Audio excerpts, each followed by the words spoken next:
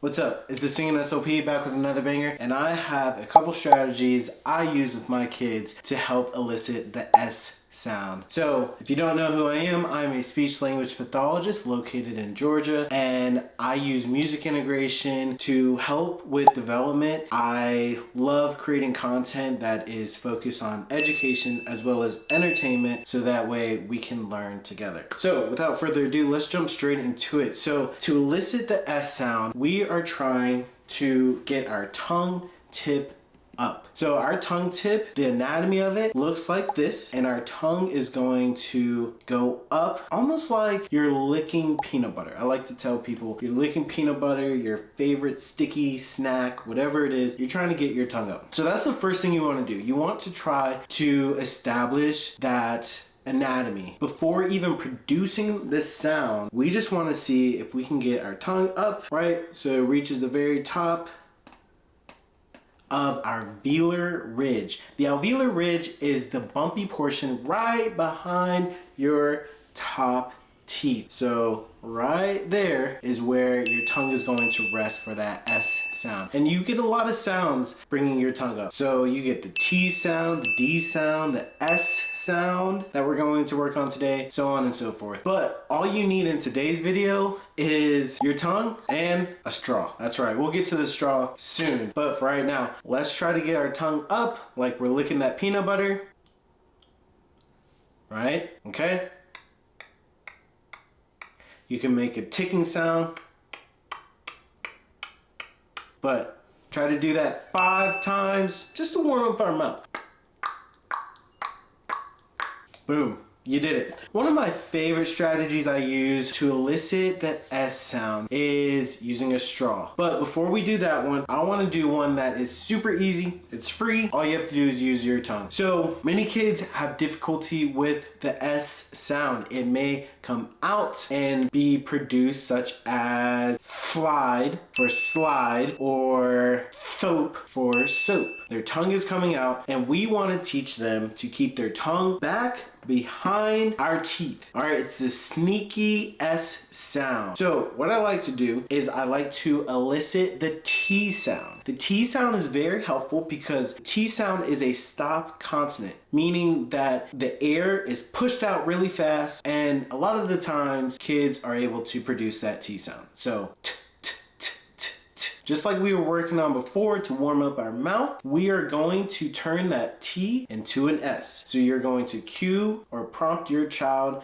to make that T sound, and then go into that sneaky S sound like a snake. Okay, so use a lot of hand motions, a lot of cues that support that speech production. So here, I'll start it off and we'll do that 5 times.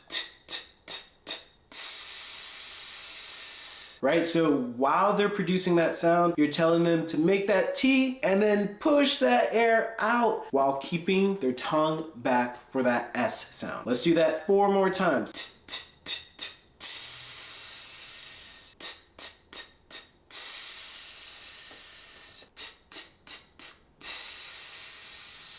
Good, let's do that 1 more time. Ooh. Music to my ears. Now, the second strategy I like to do is use a good old straw. That's right, a straw. Now, many times kids, like I talked about, bring their tongue out and they make a TH sound for that S. It's easier for kids to produce it, but have no fear. We're going to correct that. What you do is you model with the straw, you place it between your teeth, and now you're going to have that airflow, that midline airflow for that S sound as you practice super short syllable words. So it could be so. All right, so they're saying tho. Their tongue is coming out. What you're going to do is you're going to practice 5 or 10 times, bringing the straw in. So. show. Now the tongue has nowhere to go but to stay in. So that's a good prompt to keep your tongue back, and it helps a lot of those interdental lisps. So interdental means between the teeth. So we're cueing them, placing the straw inside, right between their teeth, and they're producing that S sound. So that's another cool way I like to target S. Two more ways I like to elicit S include nothing. All you have to do is produce the sound. So what I like to tell kids is produce the final S sound in a word, and then you're going to go into another word. So this may look like bus stop, right? So they have the end S sound, and then they have to go into that S sound for stop. And another cool thing about this is for consonant blends, such as ST blends for stop, their tongue has to start going up for that T sound, right? So that's the next strategy. We're going to talk about co-articulation, but for this strategy, we're going to use co-articulation because that S is going into that T sound. It may be a little easier for them to produce that S sound at the end of a word, coincidentally, or at the beginning of the word. So we're trying to make it easier. We're trying to generalize sounds so that way it becomes an easy production. So let's do that 5 times. Bus stop, bus stop. And you can elongate that middle, those final and initial sound until we make it into a clear sound. So we'll do that 3 more times, and then we'll just add it together. Bus stop. Good. Bus stop. Keeping your tongue back. Bus stop. Bus stop. Good. Now let's blend it all together. I'm going to the bus stop. Perfect. And then the more practice we do, the more complex we can make our targets. So remember, we started with that warm up. We're clicking our tongue, or if they are able to produce it at the isolated level, remember we're just having that long airflow.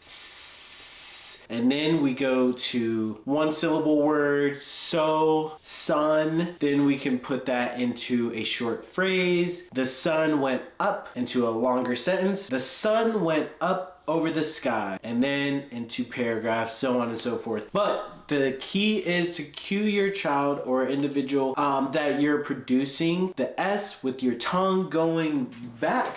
Remember, our tongue is going up like it's reaching for that peanut butter, and then you're making that long, consistent airflow. So hopefully these strategies helped you out. I have more videos to come. Leave me a like and a follow, and I will hopefully see you all next time. I'm the Singing SLP. Let's continue to learn together and grow together. Peace.